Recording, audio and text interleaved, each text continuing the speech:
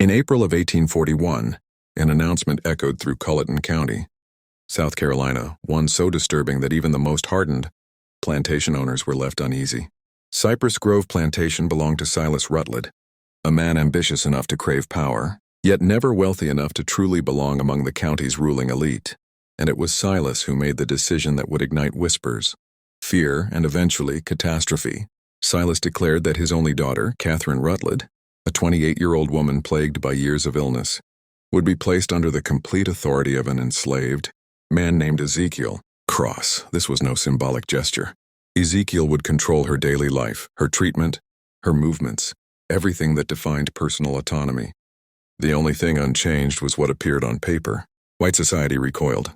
Women like Catherine were supposed to be untouchable, protected, elevated above all others in Southern hierarchy. Yet Silas publicly reduced his daughter's status below that of his property. Neighbors assumed madness or desperation. Doctors whispered about experimental treatments. No one suspected the truth. By November, rumors spread like wildfire. Catherine's body had changed in inexplicable ways. 13 men were dead. And Cypress Grove Plantation, once a symbol of ambition and respectability, was reduced to smoking ruins. To understand how this happened, we must go back to the land itself. Colleton County sat deep in the low country, where heat and humidity pressed down like a physical weight. The Combe River moved slowly through the marshes, its black water reflecting moss-draped oak trees that resembled funeral shrouds. Vast rice fields stretched across the landscape, worked by hundreds of enslaved people standing knee-deep in stagnant water from sunrise to dusk. This was wealth carved directly from human suffering. Cypress Grove covered 800 acres, moderately productive, respectable but not extraordinary. Silas owned 58 enslaved people, enough to be considered prosperous, but not enough to command true influence. The powerful families owned hundreds of people, thousands of acres, and judges in their pockets. Silas wanted desperately to be one of them. He had married Elizabeth Yancey in 1812, a practical woman who managed accounts with ruthless efficiency. She died a year later, giving birth to Catherine, leaving Silas alone with a child and an obsession, climbing the social ladder at any cost. Catherine grew up isolated, educated by tutors, rarely seen, never truly belonging. And long before anyone labeled her mad, she had already seen something no child was meant to witness. That truth, buried for 16 years, was about to surface. By dawn the next morning, the plantation was silent in a way it had never been before. Not the peaceful silence of rest, but the tense quiet of fear. Word had already spread among the enslaved quarters. Ezek now held authority that no enslaved man had ever been given. He was no longer just a field hand. He was now the legal guardian of a white woman, Silas Rutledge's own daughter. Men whispered his name. Women watched from doorways. Children were pulled closer to their mothers. No one knew what this meant. But everyone understood one thing clearly. The rules of the plantation had been broken. Catherine Rutledge was brought to the small overseer's house at the edge of the property.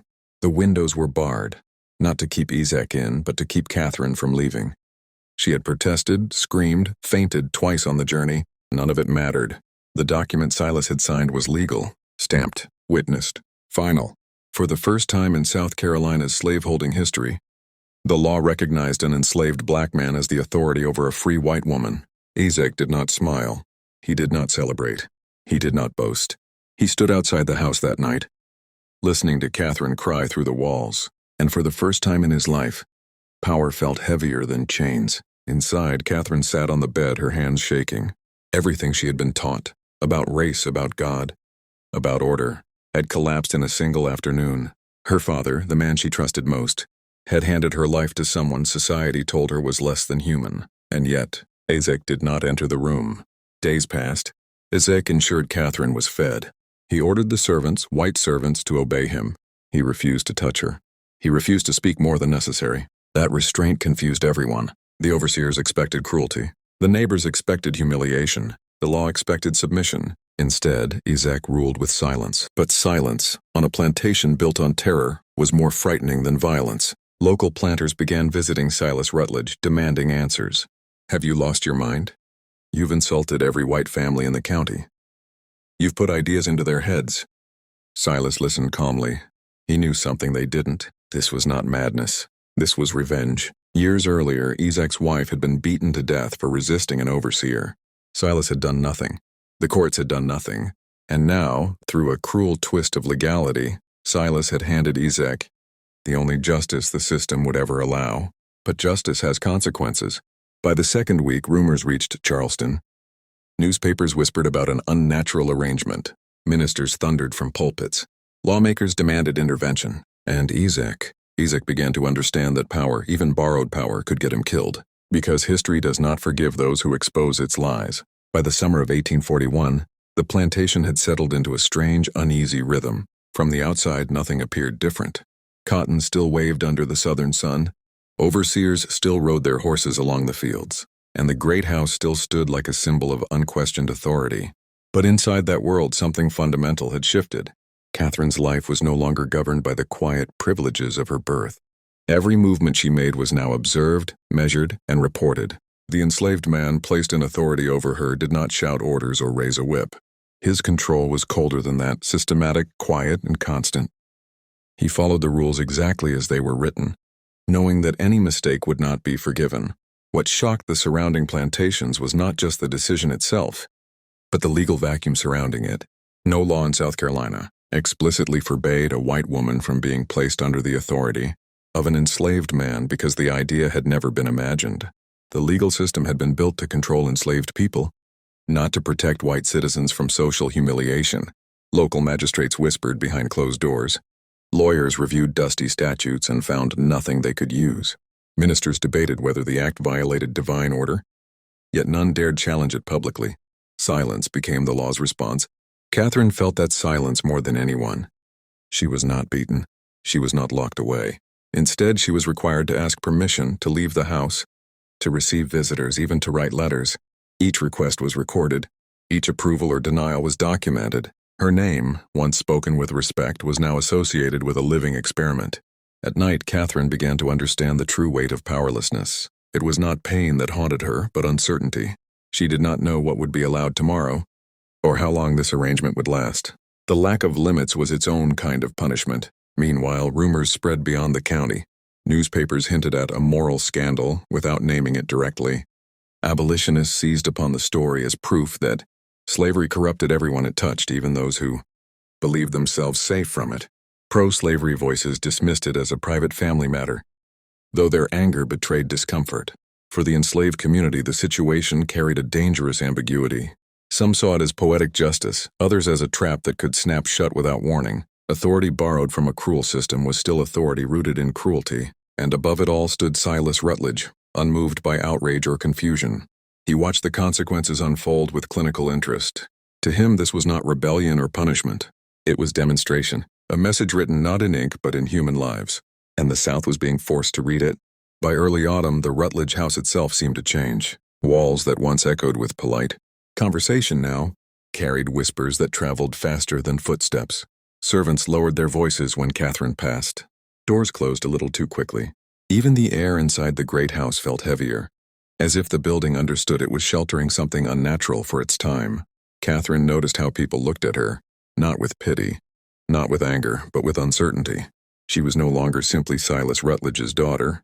She had become a question no one wanted to answer. Was she still a lady? Was she a warning? Or was she proof that the rules everyone relied on were far more fragile than they pretended?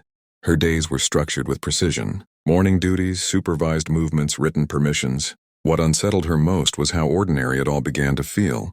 The human mind adapts quickly to confinement, especially when that confinement arrives dressed as procedure instead of chains.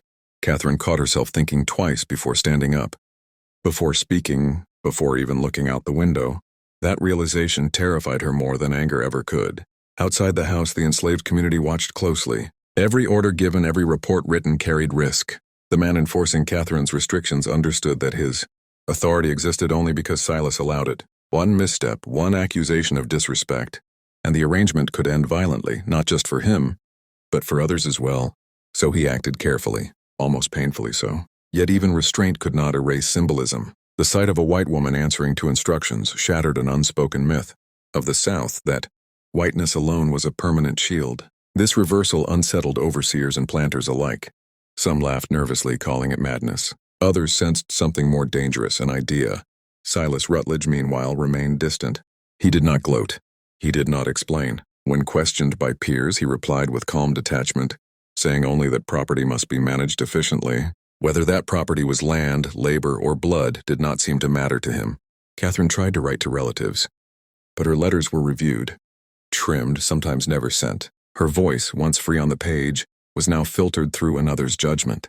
Each unsent letter became a quiet loss, a reminder that power was not always loud, it was often administrative. By the end of the season, the plantation had learned to live with the discomfort. And that perhaps was the most disturbing part. What had once seemed unthinkable was slowly becoming routine. History does not always change with explosions or revolutions. Sometimes it shifts the moment people stop being shocked. By the time winter approached, Catherine realized she was never truly alone. Even in silence, even in stillness, she felt watched. Not always by people, but by the system itself. Every rule, every ledger entry, every quiet pause had become a pair of invisible eyes, following her through the house. The days grew shorter, and darkness arrived early. Lamps were lit sooner now, casting long shadows across the walls. Catherine often stared at those shadows, noticing how they stretched and distorted familiar shapes. It reminded her of her own life, recognizable yet warped beyond comfort. Her requests were no longer questioned aloud. Approval or denial came with brief nods, written notes, or simple gestures. The absence of explanation hurt more than refusal. It suggested that her reasoning no longer mattered. She was no longer someone to be convinced, only managed. Meanwhile, the man tasked with overseeing her movements felt the pressure tightening. Authority had not freed him. It had trapped him between two dangers. If he enforced the rules too harshly, he would be accused of overstepping. If he showed mercy, he risked being labeled weak or worse, disobedient. He carried this burden quietly, knowing history would never record his fear. Outside the plantation, the whispers grew louder. Visitors arrived under the excuse of business, curiosity hidden behind polite smiles. They studied Catherine when she passed, measuring her posture, her silence, her restraint. To them, she was no longer a person but evidence, proof, that the social order could bend without breaking. Some nights Catherine imagined what freedom would feel like now. Not grand escape, not rebellion, just the ability to act without asking, to speak without editing her words, to exist without documentation. These small freedoms, once invisible to her, had become priceless. Silas Rutledge continued his routine undisturbed. He dined, met guests, discussed crops and profits. When asked about his daughter, he spoke of her as one might speak of inventory, calmly, precisely, without emotion. His detachment made the arrangement feel permanent, as though it were not a phase but a new design. And perhaps that was the cruelest truth Catherine faced. This was no longer punishment or experiment. It was normalization. When injustice becomes routine, outrage fades first. And once outrage fades, almost anything can endure. The first crack did not come with shouting or rebellion. It came quietly, almost politely, like everything else in the Rutledge household. A small mistake in a ledger, a missed signature, a delay that could not be explained without admitting human judgment had slipped. On an ordinary morning, Catherine was denied permission to walk the eastern path of the grounds, a route she had been allowed for weeks. No reason was given. When she asked, her question was met with silence. Then a written correction. Previous allowance entered in error. For the first time, Catherine felt anger sharpen into clarity. This was not carelessness. This was power protecting itself. The man tasked with enforcing her restrictions noticed the shift immediately. Systems survive on consistency, and this one had faltered. He knew that correcting an error meant someone would be blamed. If not him, then someone weaker. Authority, he was learning, always demanded a sacrifice. That afternoon, Catherine refused to return indoors at the scheduled hour. She did not run. She did not argue. She simply stood still beneath the bare branches, winter wind cutting through her dress. The refusal was subtle but unmistakable. Word traveled fast. Overseers watched from a distance, unsure whether to intervene. No rule had been written for stillness. No punishment existed for someone who simply refused to move. The moment stretched, heavy with risk. When she was finally escorted inside, nothing dramatic followed. No shouting, no confinement, just a new rule, written that evening, closing the gap she had discovered. Stillness was now accounted for, but the damage was done. Within the enslaved quarters, the incident became something else entirely. Not rebellion, possibility. Proof that the system could be tested without collapsing immediately.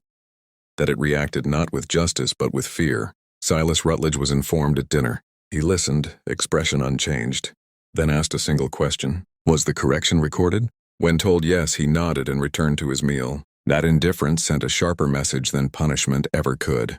Catherine understood it then. This was not about control anymore.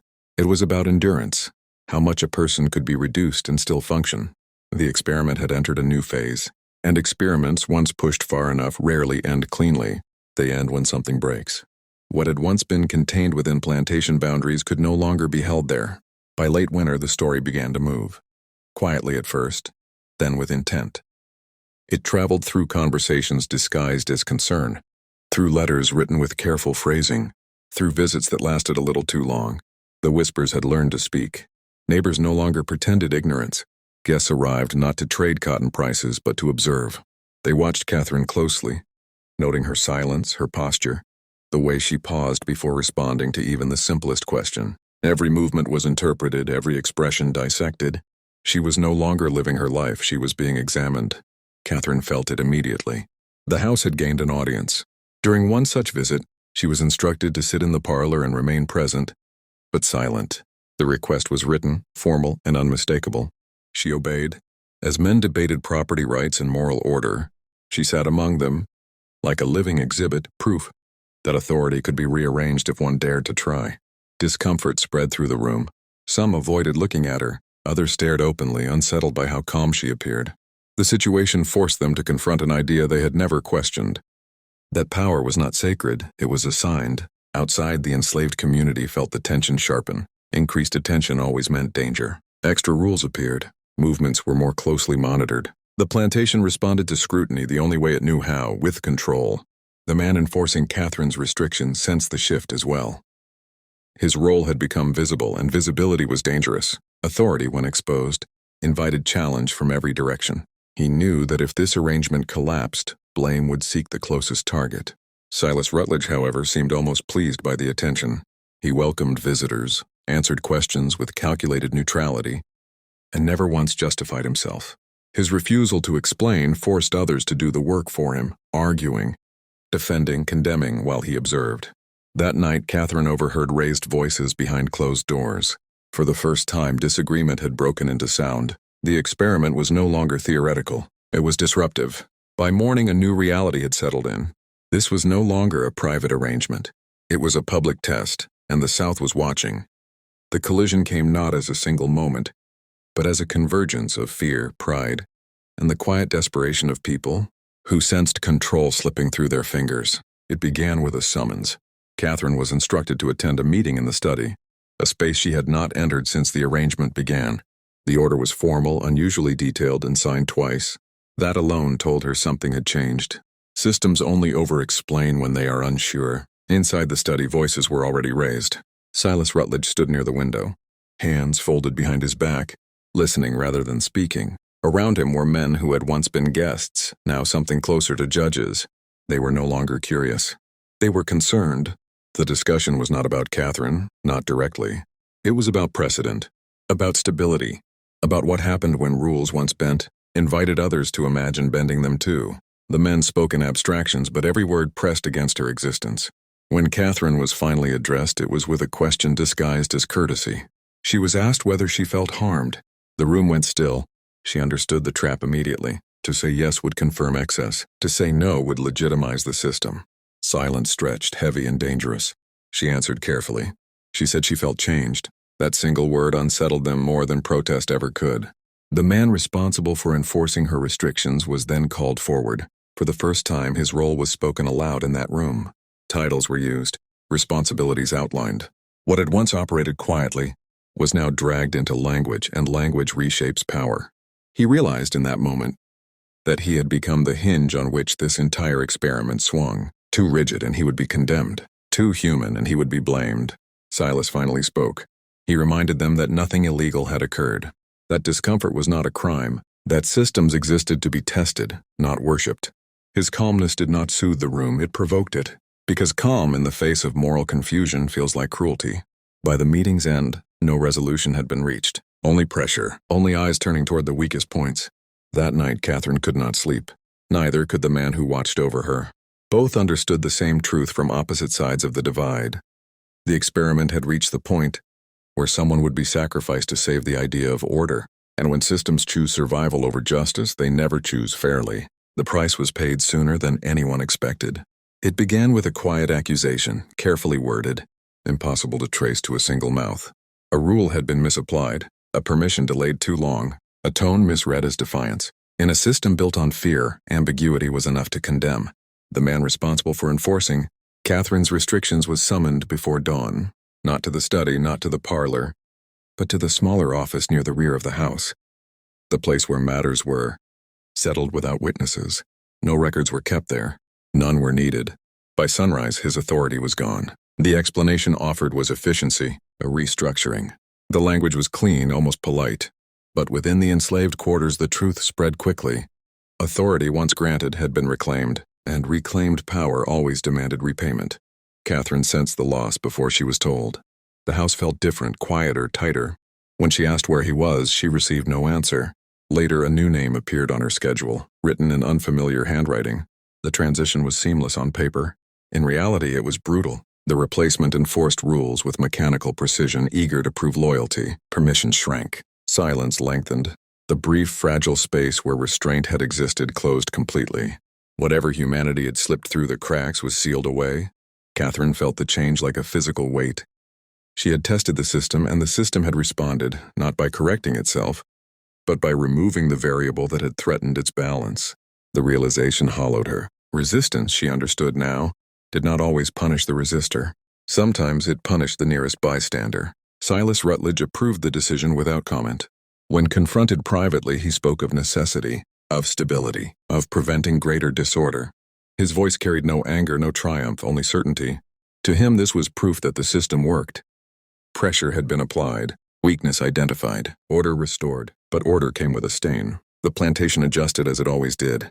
Work continued. Meals were served. Conversations resumed. Yet something irreversible had occurred. Everyone had seen the cost. Everyone had learned the same lesson.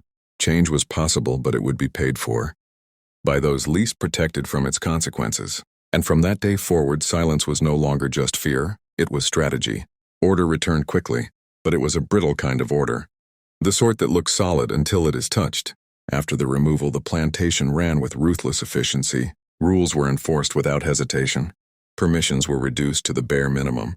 Silence became mandatory rather than assumed.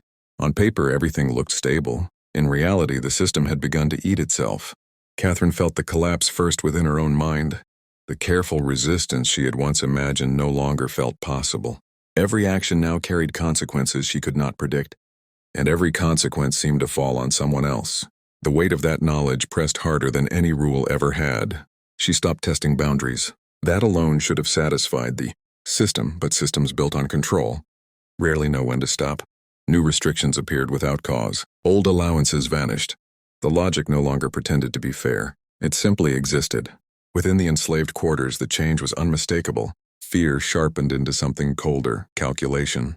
People spoke less, watched more, learned which faces to trust and which to avoid. Compliance became performative, a mask worn for survival. The plantation was orderly now, but hollow. Silas Rutledge sensed it too, though he refused to name it. Visitors had stopped coming. Conversations no longer drifted toward philosophy or curiosity. The experiment, once a subject of fascination, had become an embarrassment, not because it was cruel, but because it had revealed too much. The design had failed in its purpose. Instead of proving the strength of the system, it had exposed its dependency on silence, invisibility, and disposable lives. Order had been restored, yes, but at the cost of legitimacy. Everyone knew it now, even if no one said it aloud. One evening, Catherine caught her reflection in a darkened window. She barely recognized herself, not because she looked broken, but because she looked empty. The experiment had stripped something essential away and nothing had replaced it. That was when she understood the final truth. The system had not collapsed because it was challenged. It collapsed because it could not tolerate being seen. Spring arrived without ceremony. The land changed, but the plantation did not. Trees budded, fields softened, and birds returned to places they had abandoned during winter. Life, indifferent to human design, continued. Inside the Rutledge house, however, something essential had gone missing and no season could restore it. Catherine noticed it in the smallest details. Doors were quieter now, footsteps more cautious. Conversations ended the moment she entered a room.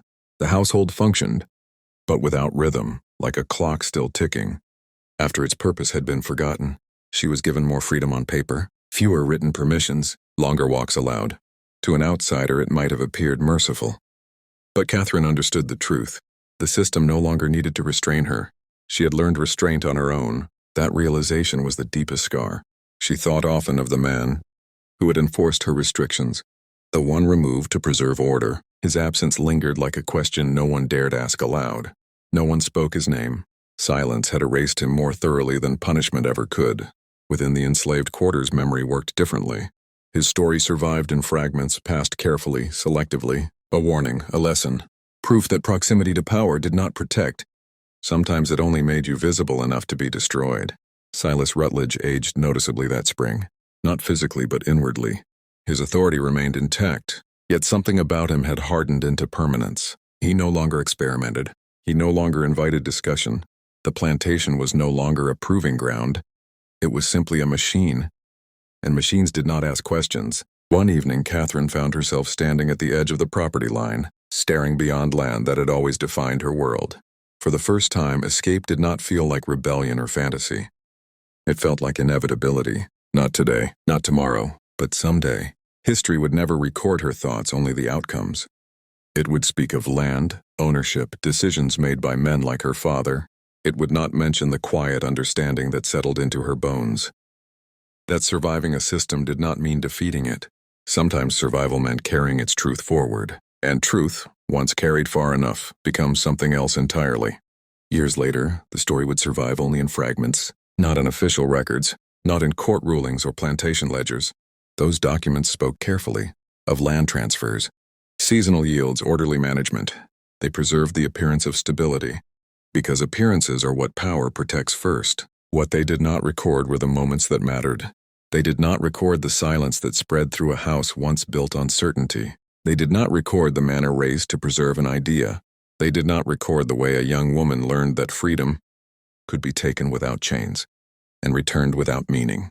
Catherine eventually left the plantation, not dramatically, not in defiance. She departed the way systems prefer people to leave, quietly, without disruption, carrying their questions elsewhere. To the outside world, her life unfolded normally, marriage, distance, time, but the lesson stayed. She had seen how authority behaves when it is observed, how it tightens, hardens, and sacrifices rather than admit doubt. She had seen how suffering becomes acceptable when it can be explained as necessary. And she had learned that morality, when left in the hands of systems, is always negotiable. The plantation continued after her departure. Slavery continued. Experiments ended. But the logic behind them endured. Changing forms, changing language, never changing purpose.